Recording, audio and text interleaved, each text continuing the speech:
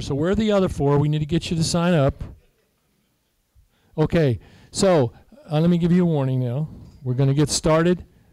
Well, hang on. There you go. And Gary, KJ4 PZP, what a great call sign, was our field day cat herder, trail boss, make sure nobody died of starvation guy. And he's going to help us celebrate field day and tell you a little bit about the accomplishments of this club, this great amateur radio club over field day. So everybody come on down. We're going to get started. Let's see, there's one announcement I wanted to make before. I forgot what it was. I think it was the K4YMA was the food guy. So everybody, thank you, John. Another outstanding healthy meal for everybody in the Vienna Wireless Society. Okay, Gary, you ready? Your switch may not be on. I've learned that on is very helpful. Test, one. There we go. All right, thank you. So this is Gary Mannering, KJ4PZP, who's going to tell us about field day. All right. As usual, I've got way too many slides to show here, so I'm going to go through them fairly quick with the idea you can digest the contents of it later, but I'll stop periodically to kind of make some talking points. So.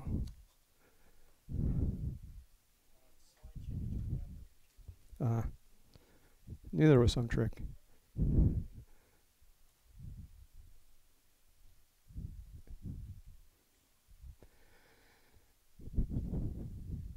Few quotes. Here I was trying to point out that oftentimes we're kind of told what to do or how to do things, but until you kind of actually do it, it doesn't really sit home. So I thought those were some pretty good quotes. This was a group photo we took. We took a couple of different group photos.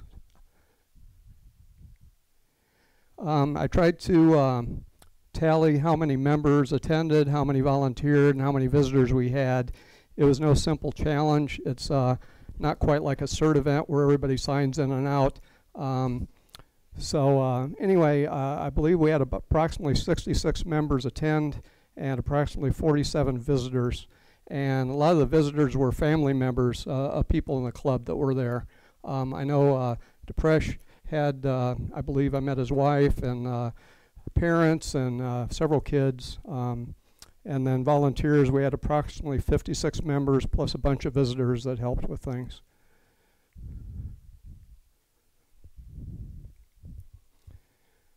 I want to thank everybody that was a team lead and that did the heavy lifting for the club to make Field Day a success.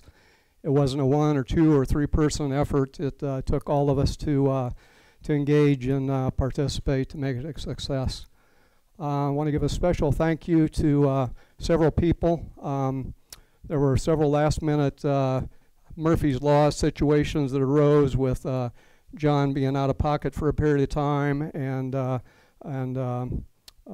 Bob being unable to do the 40-meter single sideband for a while. So many people stepped up and assisted that. And Dave, too, for assisting Nancy at the end and cleaning the grill.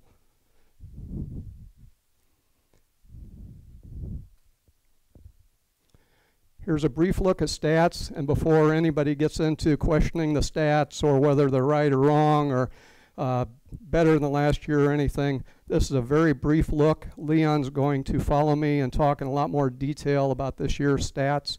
And the overall points have to do with multiplying points. And so if you try to use a calculator and come up, you're probably not going to get the right answer because it's not going to work. So this is just a brief look. But I wanted to thank John Schell and Jack for getting over 500 CW contacts. And many other people had success too, but I thought those were very impressive.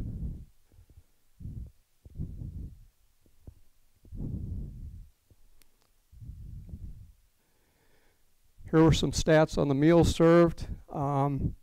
Again, very impressive totals. A lot of hard work went into that, obviously. Thanks to the mess team, people that help cook, prepare, serve, clean up. These were some details on the menu. Hopefully, if you were there, you enjoyed each and every one of these delights.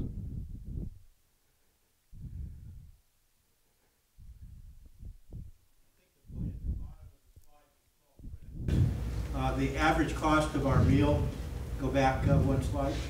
The average cost of our meal down the bottom this year was $5.72. You can't beat that price with a food truck or anything else. I'd like to publicly thank Lee because A, it was a wonderful meal, but B, you guys didn't see it, but most of that, in fact, all of it was made from scratch. I'm talking about vegetables and slaw and mangoes and papayas and all the meat, and Lee did an outstanding job. So I'd like to give him a round of applause.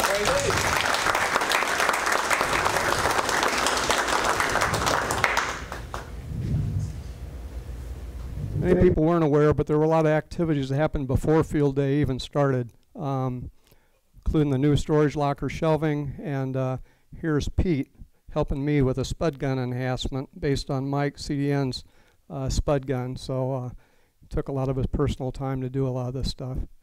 And here was some more pre-field day activities with checking out the Moxons and trying to repair them and measure them. So this is Doug and Leon in Leon's backyard. And of course, one of the pieces of oak dowel rod broke, which meant we had to replace, Leon actually had to replace one of the ends of one of the 40-meter Moxon antennas. A lot of these are pictures from field day, some highlighting some different things.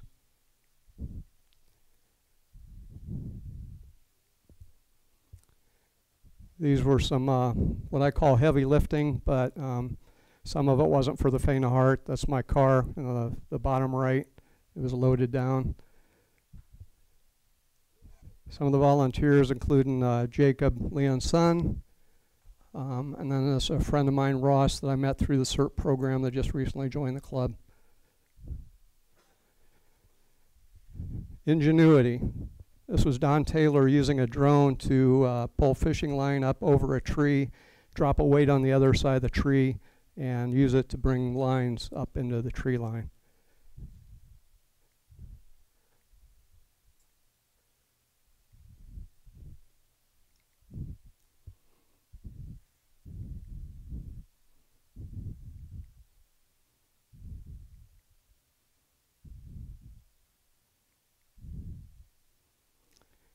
It was very nice to meet a lot of family members, and I think they all had a good time. I know he did with the flashlight he was playing with.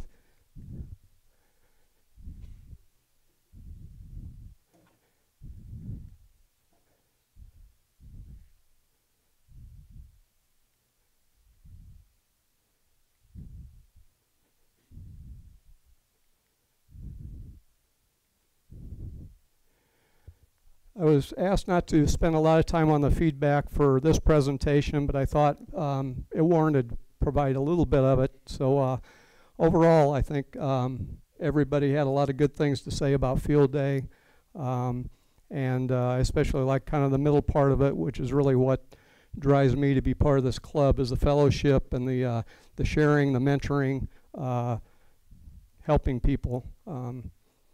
And then there were a couple of comments toward the bottom having to do with the complexity of it and the amount of physical work involved.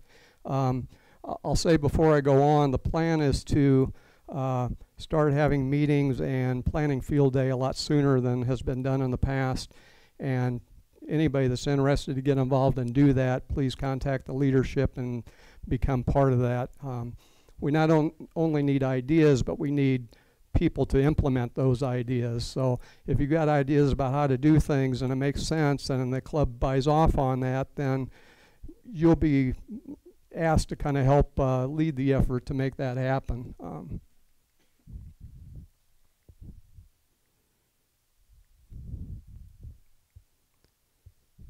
These were some observations having to do with the food. There were many more observations, but overall I think nobody had a bad meal. Everybody enjoyed it.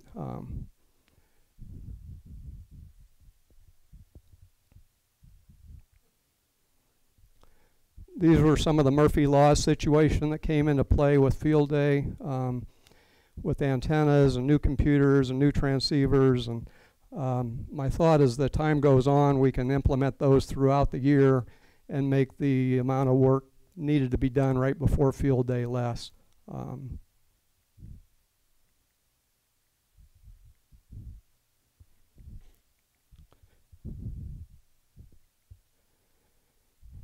There was a lot of physical walking around at field day to try to find people. We had a radio club. It would be nice if more people had handhelds and we used them, and they knew how to, you know, put a VFO frequency in. So if you don't, seek help, or somebody bound to know how to do it to help you do that.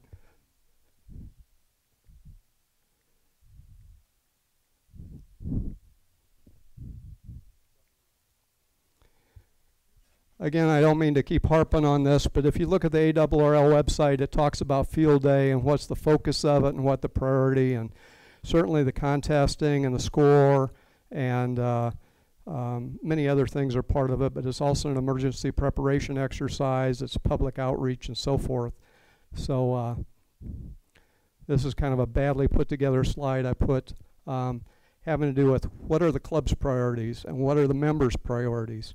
It shouldn't be what one or two people want, but what does the club want?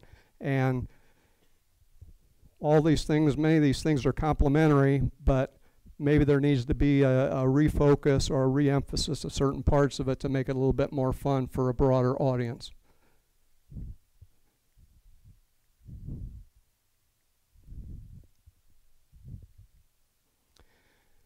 These are just some brief recommendations, but start field day planning shortly after field day ends, just like Mike is doing with Winterfest. It makes sense to work some of these issues ahead of time, whether we need new transceivers and it affects the club budget, we need to buy them. That needs to be put into the plan. If we need new computers, the same thing, tents, so forth. I've got some things having to do with educating and mentoring members. Numerous times at the field day, somebody came up to me and say, how do I take this tent down? I don't know. Well, we had a workshop on how to do it here, but you know, it'd be nice to have a laminated thing in the bag showing you how to do it. Same with generators. Certain people ask, I don't know how to turn the generator on, don't know how to fill it full of gas. Maybe we have some workshops or other things to help people learn some of those things. And then there are many parts of field day, and our other activities are kind of single points of failure. For instance, John Birch being the single point of failure with staying the night on Friday night. John KMU offered to do that, but okay, so I wasn't aware of that, but there are several things like that, including myself. If I would have gotten sick or something, then somebody else should have been willing to step up to the plate and assist with some of these things. Just some ideas of improvements. And a lot of it's kind of workshop based. There were some general things having to do with the website. With every time you clicked on the field day stuff, it showed Winterfest pictures. A lot of those things are pretty minor and could easily be fixed, but you know. And then different points in time, people suggested that on the PowerPoint slides, a lot of people don't have PowerPoint at home, so some of those need to be translated into a PDF file or something simpler so everybody can view it. This is something I just call low-hanging fruit, but over here you can see we've got this business card showing the schedules for the 2-meter and the 10-meter net and the website address, and so we ought to have more of those available to pass out to people. But maybe if we put the image online through the website, people could download that and use their own software to print out some more cards. And then talking to some of the younger people, they were suggesting having some amount of free things or marketing things. It could be as simple as our pin or free pens or pencils or whatever. But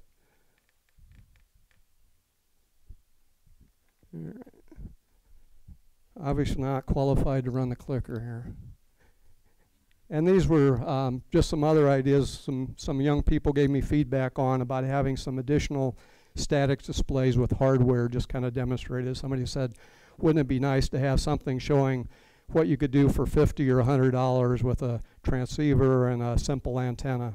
or what can you do with a Raspberry Pi, or 3D printing, or whatever. And many people in the club have already done this, so wouldn't take a lot of people to be involved to set that stuff up if we had the room. Yeah. That's what I've been trying to do, but. And then this is just some off humor I put together.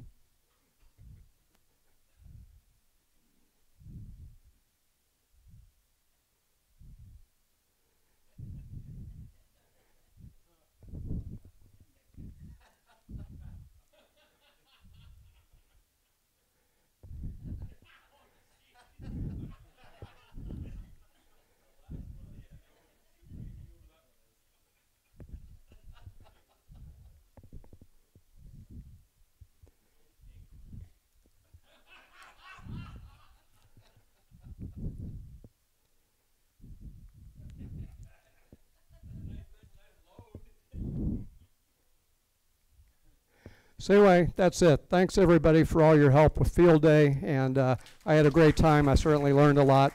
I'm going to pass it on to Leon so he can talk about some of the statistics and scores and so forth.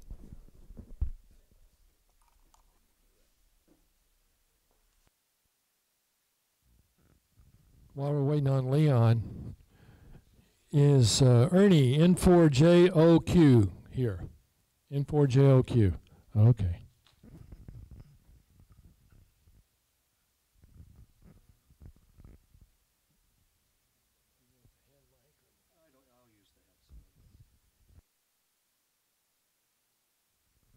Okay, this, in radio terms, this is the quiet time. You know, commercial radio, they hate the dead air. Well, we got dead air. So, unless Leon hurries up, I'm going to start telling jokes again. I'm ready. He's ready, okay.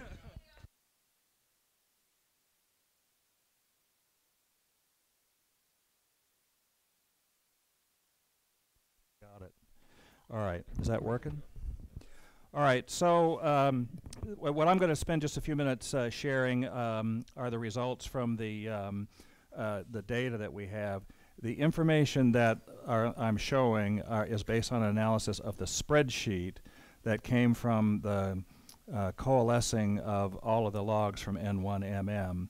Now, I've gotten some feedback tonight that maybe some of the numbers are a little bit lower than some of the operators anticipated, so if you see anything that's glaring, let us know so we can try to figure out whether or not there's any issues. But these are based on the numbers that I have right now, and Doug and I have beat the spreadsheet to death to make sure that we've got it right. So what I'm going to do is show a summary of points earned, and then individual operators, share some information on who we worked and where we worked, and the types of stations that we worked. So this first slide shows the points by station. So by far and away our winners. All right, now let's see if I can. I'm having trouble operating this too. So by far and away our winners were the two CW stations. This was the 80-20 meter CW station, and this is the 40, and I should have put 15 meter CW station. So in terms of points, both between 2,500 and 3,000 points. So a lot of points generated by CW. Points, the digital station was third, and then the two sideband stations came along afterwards. And then points from GOTA, the VHF station, and Mad Max, and then the satellite contact. So so that's the summary. The Deathmobile, I guess we were going to lovingly call it now. So this is sluggish.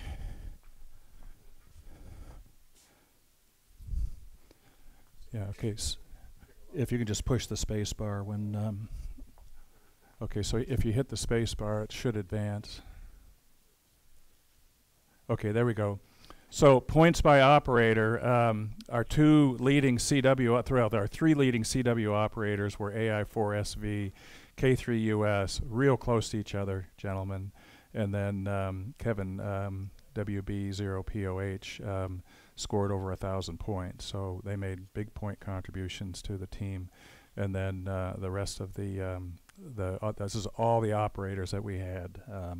and it shows the points that they generated. So lots of points generated by many operators. This is points by station. Oops, now it's running backwards. So can you just hit the space bar and hit it again? Okay, these are the total number of CW contacts now. So I'm moving away from points now, just into raw contacts. So, yes. Pick up for Ron WA6YOU. He did like 163 contacts, so something in the. Yeah, I did. Like I said, these are based on the data in the spreadsheet that I have. So we'll have to find out. We'll have to look and see what happened. I don't know. And I didn't know. I thought it was a low number because I remember you talking about making many more than this. But anyway, based on the data that we have in the spreadsheet, these are the CW contacts where we made contacts, not points. So over 500 points for John and then Kevin just over 200, and then the rest are shown there. I got a few in real early in the morning. So. Jack was our overall winner here. Operator. The first thing you do with N1MM is what? Control O, right? Okay, next slide. So these are the phone contacts. We had 1,205 phone contacts that included 21 operators plus all the GOTA stations. We rolled those up in here as well, so you can see the GOTA station is here. I made a fair number of contacts, AE9I. I don't know if you're here this evening. That was, yeah. I know he worked real hard, and then Bill was behind the mic an awful lot, and you can see the rest there. So, all right, next slide.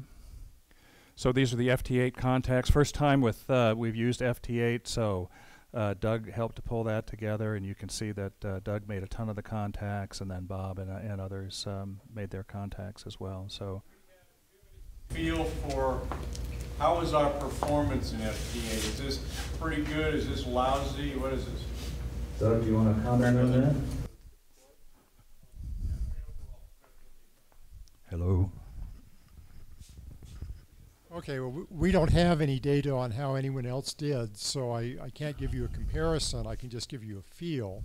And, you know, the feel is that it was fairly difficult to make the FT8 contacts. There were a zillion stations on. The bands were very crowded. Breaking through the pileups was difficult.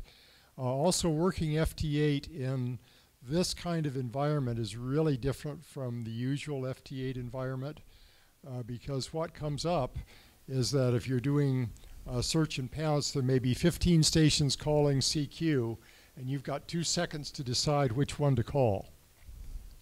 And each one is showing you a signal strength. Well, you just can't process it all, so you try to grab one that looks pretty good and go.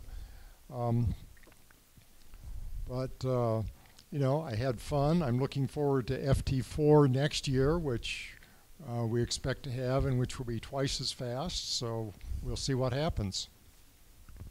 This was the first year ARRL had FT8, right? Last year. Well, last year it was technically allowed, but the software didn't support it well. I think I made like 1 contact, and he never got the exchange to me, you know, last year, and this year it was just packed all the time. Yeah. Outside the standard window, were they adjusting the software to extend the range of FT8 contacts? Yeah, good question. There is a standard watering hole for FT8, and what happened, at least on some of the bands, is that some of the field day guys opened up another watering hole, and there were people in the standard watering hole doing FT8, so there were really 2 places to hunt. And you know, you just exhaust one and then go to the other one. I have to be careful with this comment because I failed to take my shift. Did you have enough operators?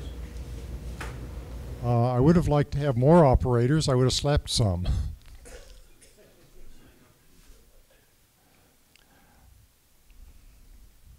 But yeah, I think there's plenty of room for lots more operators next year. And I'm going to show a graph in a minute. I'm not sure how comprehensible it is, but we're trying to show when the stations were operating and when they weren't. Like dinner time, there wasn't much going on in some stations. So yeah, a couple more questions in the back. Comment on VHF, UHF. Unlike last year, we had E-skip and could work anything east of the Rockies, Canada, anywhere down south. There was nothing this year. But if I tuned over the FT8, VHF, UHF frequency with a 6 meter, 2 meter, or even 432, there was always traffic. I didn't have the capability, but I'm absolutely going to add it. I saw CW absolutely disappear in the June contest on VHF, UHF. We did 1 or 2 CW contacts over a full weekend. Everybody was on FT8, and even when we had big band openings for E-skip on 6 meter, people would not leave FT8. It was horrifying how little phone work there was. So I'm thinking, at least for the VHF, UHF, absolutely a must for next year. Have to do that. Plus it's 2 points per queue versus 1. Yeah, that's right. Right, well, we'll get that done.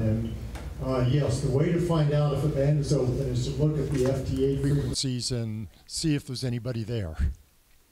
There's another question over here.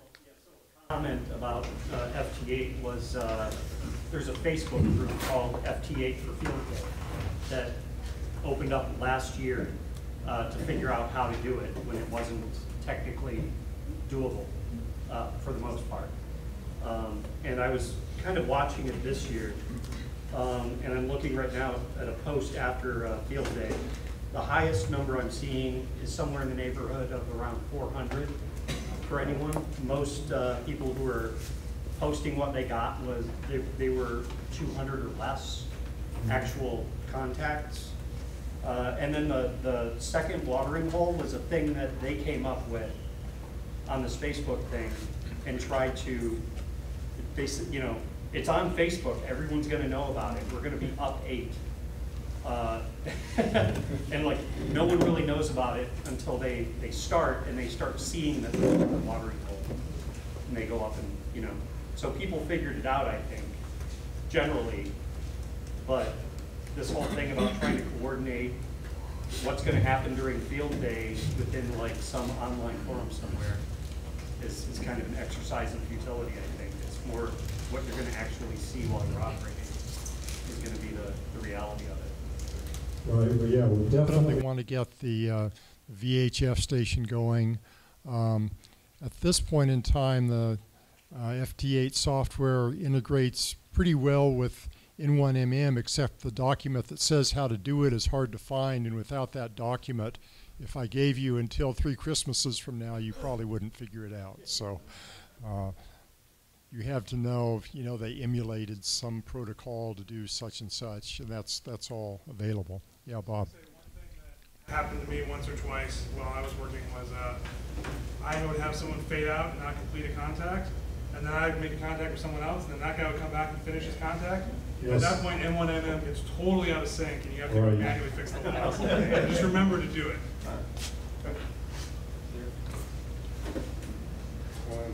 Yes, Keith. Yeah, I helped set up on Thursday and Friday, and thought I'd be helping to tear down on Sunday as I have in past years. But I do have to be back in Vienna by 7 p.m. And since I could not get a guaranteed ride back to Vienna, I did not bother to get a ride there on Sunday morning. So I kind of missed out on that. And if there's anybody who thinks that my several hours of labor during teardown are worth giving me a ride, then please volunteer next year. Otherwise, you guys are on your own for teardown.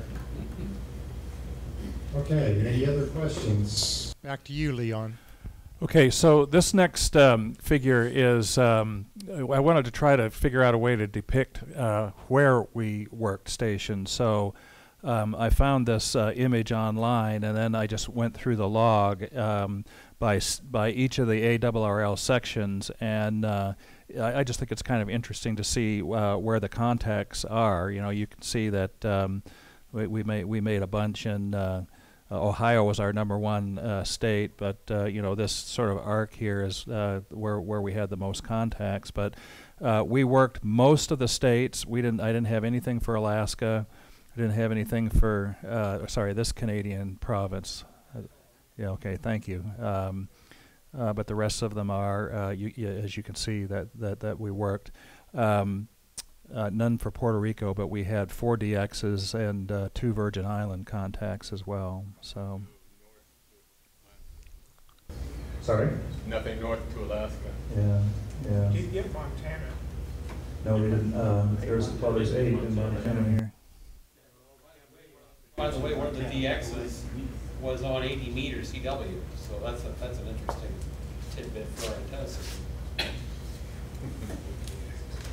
So anyway, that's the distribution of states contacts, and then number of stations worked versus the class. So we went through and we did a count of the types of stations. Of the types of stations that we worked, and 1D, maybe no big surprise. 1D is the single operator at home. So there was a lot of those folks on the air over the weekend. But then it's just an interesting distribution of 2A, 3A, 1E, 4A, 1B, 1A, 5A, etc. And there's a 20A in the log. I don't know how you do 20A, but anyway, that's what we got. I think 1D is hero for disaster communications, though. All right. And then the next slide. Okay, so I don't know how helpful this slide is, but what we were trying to get at here is how many contacts were made during each hour of operation. So the X, hang on, sorry, this is a nightmare. The X-axis on these graphs shows the hour of operation. So this is 2 p.m. Local time all the way across the 24 hours of operation. And then each dot represents the number of contacts during the 1400 to 1500 and 1500 to 16 and so forth. So you can see that it's really quite variable when the stations were busy, when they weren't, and you know what the rate of the QSOs were. Across many of the graphs, you see this little dip here around between 1800 and 1900, which was when the dinner bell rang. So the stations were abandoned then, and then you know, there were points in the middle of the night where you know, people kind of cashed it in. I know this is whenever I gave up and went to bed, but I was up at about 5 o'clock, and I think those are my 18 CW QSOs before Jack woke up and said, "All right, I'm back on the air." So that's how it went. Kevin? I did want to make a comment on, because on 4015 CW, you notice towards the very end on the sideband CW, you're getting low contact totals. And one thing you might want to, one reason why it got that low at the end, it wasn't because it wasn't the station was necessarily abandoned, but because towards the end of the contest, it didn't matter if it was 15 or 40, we were getting nothing but dupes. Yeah. Over and over. It was like the same station. I called CQ, 5 people came back to me, all 5 were dupes. Wow. It was crazy. I worked the last hour, and there were maybe 5-10 stations which were not used. Exactly. It didn't matter if it was 15 or 40. There were plenty of stations, all were dupes. Yep, all dupes. So we fished the waters out. So back here, we got a question. I think it would be very helpful if you could get at some point the distribution across all of the data from all the field data that's accumulated, to see how is that distributed and how we can potentially match our manning of the stations against that to maximize our number of points. Yeah. Well, this is really a first shot. Yeah. Yeah, exactly. Oh, I see what you're saying. Okay. All right. Be interesting to see if we can do that. Don't know whether we can. Then on the next slide, I've got the digital station and the VHF station here as well. Yeah, steady contacts throughout the whole of the event. So anyway, we have a lot of data that we can dig through if we want, and as we think about how to improve next year, and one of the big comments was about the big workload and all the antennas we put up. Ask ourselves whether or not, for example, it makes sense to continue to be a 5A operation, and maybe again, looking at some of these numbers, we can figure out where we could cut back on a station but maintain our contact numbers and all that sort of thing. So we're planning on looking at that kind of thing going forward. Well, that's true too. It's a balance in all this, and I think Gary's graphic, where he was trying to show all that, is something we're trying to keep in mind. And that's all there is, folks. So any questions about the data, John? I remember you had asked me to mention this, which I found is pretty interesting and pretty provocative, that over the years, and there's people here with a much longer memory of field days than I have, I think, and on 40 meters with a high dipole, we always got like about 700 or 750 contacts. But so I think you kind of keyed on that. Was it worth putting up the Moxon? Didn't you ask me to mention that or something about that? But I thought, well, that's interesting. But the Moxons help with the interstation interference, so I don't know. But and it's interesting the experience we get as a team. Is worth a lot too, struggling with these things. Right. Yeah, exactly. Getting back to his point, the interstation interference was much better than past years for me. I had very few problems with blanking out because of and I noticed that in our station as well. The interference was much less this year than we've experienced in the past. Harry? Chart of the United States and the distribution of signals showed that the antennas were well worthwhile. I mean, what we ought to know is how bad were the bands. I mean, that's a pretty good distribution. I mean, especially when you're looking at through New Mexico and on out towards the West Coast, and into Oregon, and that's pretty good.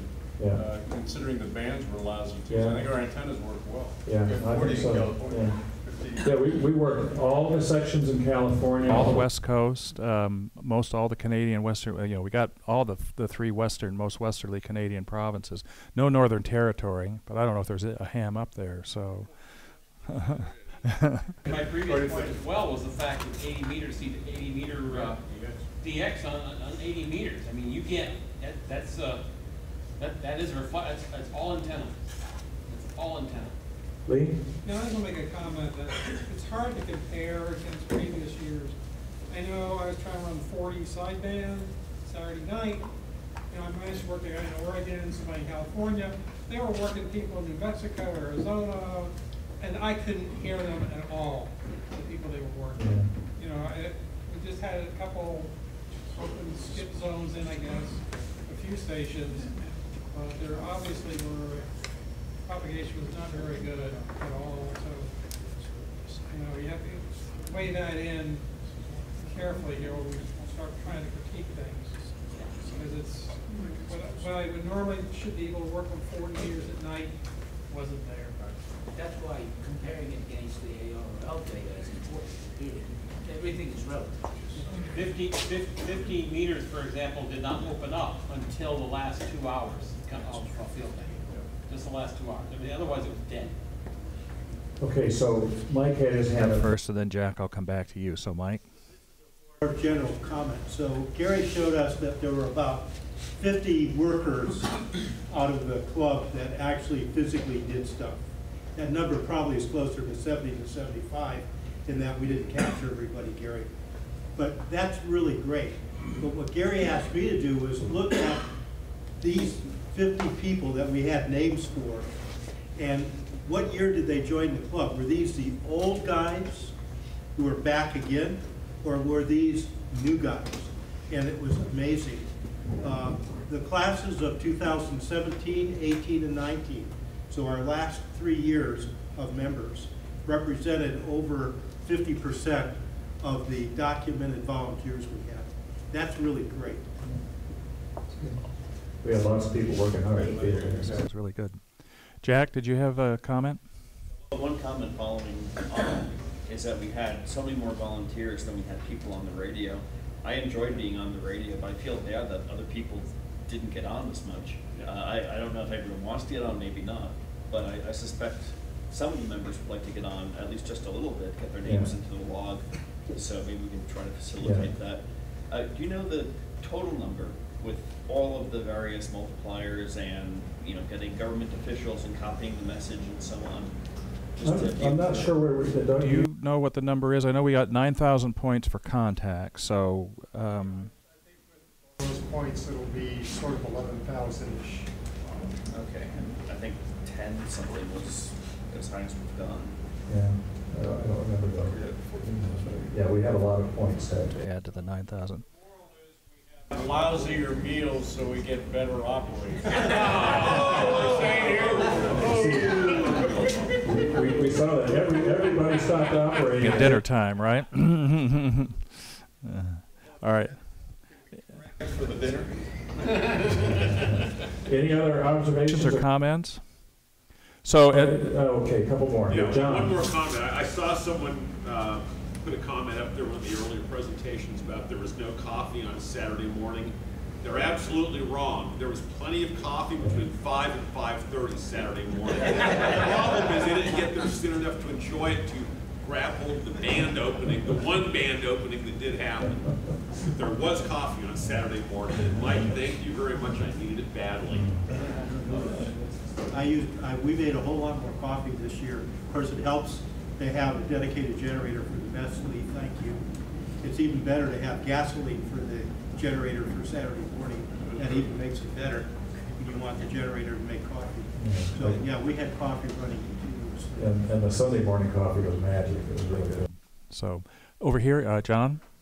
This kind of follows up on with your comment that I really appreciate Ron Young in particular, Ron, what's your name? And Kevin for operating so much of the station, because that freed me up to run around and get into trouble elsewhere. And I did. I learned some more things what not to do, but I really appreciated that, guy. You know, I just like to add one other thing is N4 Yellow A, Chris is not listed up there. Chris worked about 2.5 hours worth of CW. He's the best CWI operator I have ever seen. He would be copying the station and talking to me at the same time. I mean, he was unbelievable. He was going 30, 35 words a minute without batting an eye. Chris is, you know, we need to get him in there for next year. I didn't see his call up there. Maybe I missed it. No, it's not in there. Yeah. Well, Control O. Yeah, that's one of the... While I'm on that subject, it took us a while to find a radio with a knob on it that we could use. Next year we got a radio with a knob. We got to move into the modern age. I know. It's all about to the keyboard now, you know. We'll bring the joystick next year. Lee? John, I ran into John the other day, something along we were talking about, and I think it's good to have radios out there that are easy to use, that you don't accidentally hit a wrong button and it goes off into some weird mode, you know, man, you have to get it back, and, you know, there is, I think, some value in having radios that are not, I don't want to use the word intimidating to use, but pretty straightforward and not, we've had this position in the past where people had radios in there that had a whole bunch of menu-driven stuff, and you couldn't do anything with it unless you had the cheat book to know how to go through the menus. So I think there's something acceptable. Yeah, and we had a couple of basic radio. Well, and maybe this is one of the things that we can do in the planning beforehand is for people who are interested in operating, maybe we can have some workshops where, you know, if we're using flexes, for example, I got some feedback that the people came in and saw the flex radios and said, no, I don't want to do that. So maybe we can get people more comfortable with them because they're... The casual operator, I would sit down for half an hour, use the radio. You need to have radios that are, you know, not everybody's going to... They're not going to go to workshops necessarily. Yeah, okay, but then, you know, the flex is pretty easy to use as well. I know it looks scary, but there was a knob there. And The flex only needs one to work. We're going to run out of time, so.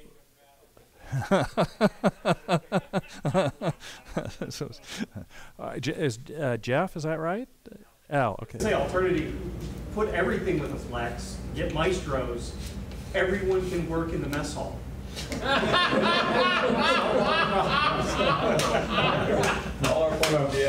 we had using my radio spotting over in the other tent, so it's kind of fun to play around with that stuff.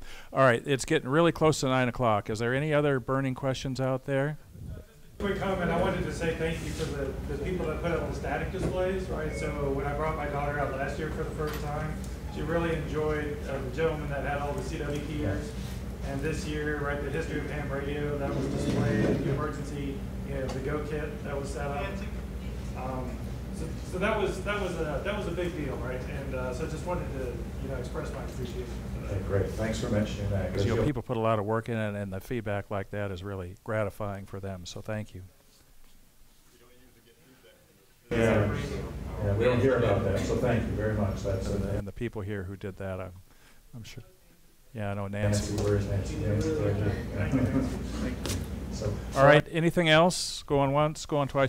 Thanks again to everyone. And also, where is our field day leader? Here he is. A big thanks to Gary, because he worked like crazy to do this. come on, pick a bow. There he is. All right, thank you. You can't imagine how much work he did. He's not taking credit for all the work that he did. All right, thank you all for being here. Before you go, 2 things to remember. 2 weeks from tonight is the 26th of July. We're going to have another fun time right here at Thoreau Elementary Intermediate School. Oh yeah, put your chairs back and please help clean up. Please help clean up. If you made a mess or somebody you know made a mess, clean it up before you leave. Thanks a lot. Have a good evening. 7-3 all.